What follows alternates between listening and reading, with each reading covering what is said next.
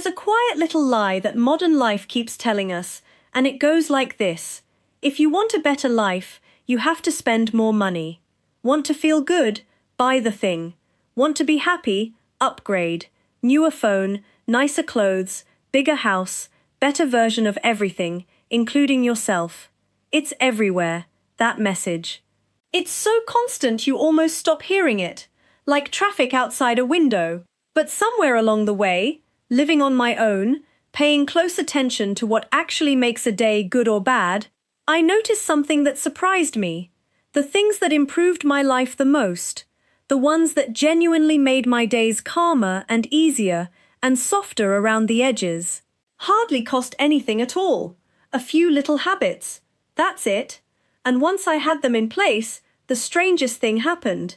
That constant itch to upgrade, to buy the next thing, to fix my life with my wallet, it just quieted right down. Because my life didn't need fixing, it just needed a few small, cheap adjustments. Hi, well, you know me by now. Come sit down and let me share 5 of them with you. Not in a penny-pinching, doing without kind of way. I want to be clear about that. This isn't about deprivation. It's the opposite. It's about the little things that quietly made everything better for almost no money at all.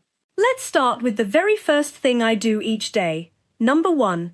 I protect the first hour of my morning. I used to wake up and reach straight for trouble. Phone in hand before both eyes were even open, scrolling the news, checking messages, seeing what the world wanted from me today. And none of that is wrong, exactly. But it meant I started every single day already braced, already a little behind, already tense before my feet even hit the floor, running to catch up with a day that hadn't even properly started yet. So I made one change, and it cost me nothing. I stopped letting the outside world into my morning right away. No news, no email, no scrolling, not for the first little while. Instead, I have my coffee, I sit by the window, I watch the light come up, and I let myself just be a person for a bit, before I become a to-do list, and I cannot tell you what that did for the rest of my day. When my morning starts gently, I don't spend the whole day feeling like I'm chasing it. It's not some fancy routine with a name and 7 steps.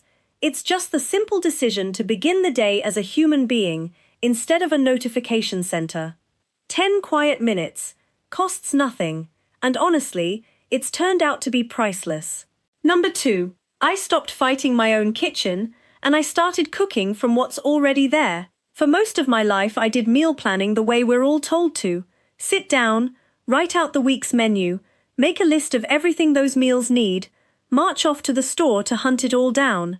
And it sounds sensible, but do you know what that method actually requires? It requires the grocery store to cooperate with you. Everything on your list has to be there, at a decent price, or you're standing in the aisle swapping things around, improvising, and the whole tidy plan falls apart anyway. So now I do it completely backwards, and it's been such a relief. I go to the store with a short list of basics, and then I look at what's actually on sale, the proteins, the fresh vegetables, whatever's good and cheap that week, and that becomes the plan. Chicken's on sale? Chicken is the star this week. There's a pile of lovely vegetables marked down. Wonderful, they're coming home with me. I build the week around what the store is offering instead of demanding the store match some list I wrote at my kitchen table 3 days ago. And the result? My grocery bill came down.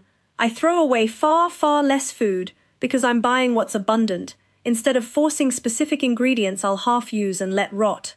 And cooking feels lighter, more like play, because I'm not locked into decisions past me made. Instead of, what do I feel like making? I just ask, what's here? What's fresh? What's a good deal? And somehow that one flip made me calmer about the whole business of feeding myself. Number 3.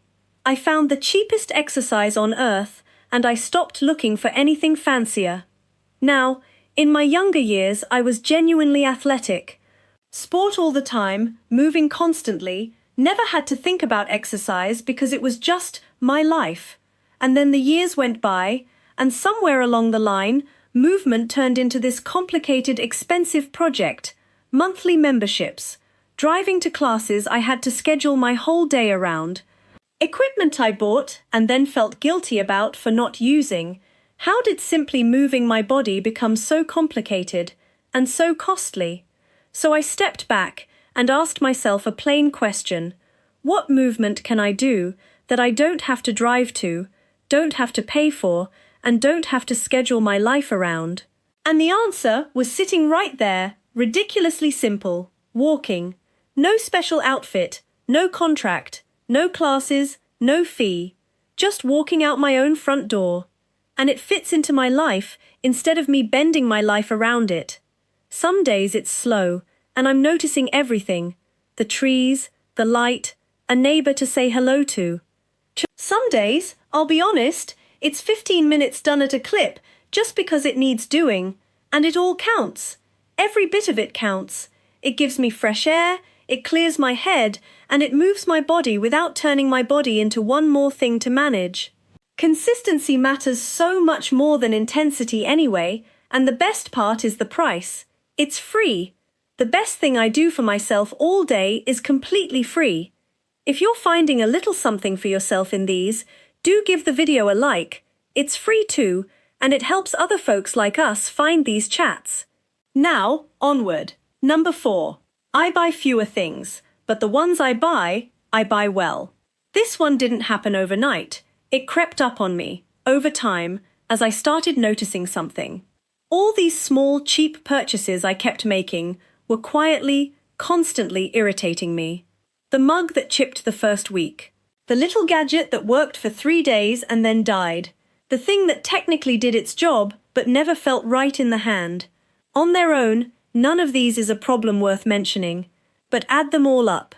A dozen little things that don't quite work, and that's a low hum of friction running through your whole day. So I started asking myself one question before buying anything. Will I still be glad I chose this in 6 months? Will it still be in one piece? Will it still be doing its job? And instead of buying the cheap version over and over, replacing it every time it let me down, I started buying one solid version once. A little more money up front, yes, but for the things I touch every single day, the good sheets I sleep in, the tool I actually use, the everyday objects that either serve me or annoy me, it's worth it. Because here's the part that surprised me. Buying fewer, better things costs less over time. The cheap thing you replace 4 times isn't cheap, and beyond the money, there's this quiet I never expected. When your everyday things just work, you stop noticing them. No little flare of irritation every time the handle sticks or the thing wobbles. That mental quiet, that absence of small aggravations, that turned out to be one of the best things I ever bought, and I didn't even know it was for sale. And number 5, the one underneath all the others. I stopped trying to buy my way to a better life at all, because that's what ties this whole list together when I look at it. Every one of these started the same way, with me assuming the answer was to spend, to add, to upgrade. A better morning felt like it should require some expensive program. Better meals, better fitness, better belongings. Surely all of that costs money, that's what we're taught. And what I found over and over was that the real upgrade was almost always in the other direction. Not adding, subtracting, fewer decisions, softer mornings, less rushing, less hunting, less stuff that breaks and irritates and needs replacing. I stopped treating my wallet as the solution to every restlessness, and a funny thing happened. The restlessness itself faded. Because it was never really about the phone or the clothes or the next purchase. It was about wanting my days to feel calm. And it turns out, calm was never for sale. I just had to stop shopping for it and start making a little room for it instead. So there they are, 5 little habits, and hardly $1 between them. And when I look at the whole list, what strikes me is that a better life doesn't have to be dramatic. It doesn't have to be an overhaul or a big expensive leap. Sometimes it just looks like a quiet morning, clothes and things that feel good, food that's fresh and simple, a walk with no agenda, and a little breathing room. Most of that costs almost nothing.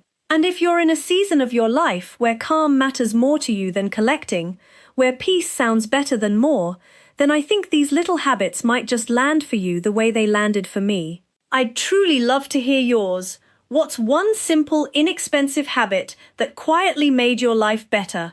Put it in the comments. These are always my favorite things to read, and other folks get so much out of them too. And if you enjoy this kind of gentle conversation about living alone, aging well, and building a life that actually fits you, you're very welcome here. Give it a like, subscribe if you'd like more, and I'll be right here next time. Until then, take good care of yourself. Bye for now.